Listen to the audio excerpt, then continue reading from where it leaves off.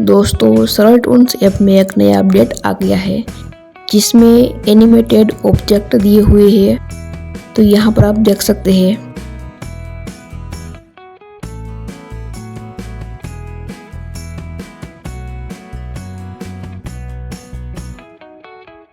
तो इसका यूज़ करने के लिए हमें क्या करना है, सरल टूल्स ऐप को ओपन करना है। फिर यहाँ पर एक कैरेक्टर सिलेक्ट करेंगे और यहाँ पर जो ऑब्जेक्ट लिखा हुआ है उस पर हमें क्लिक करना है।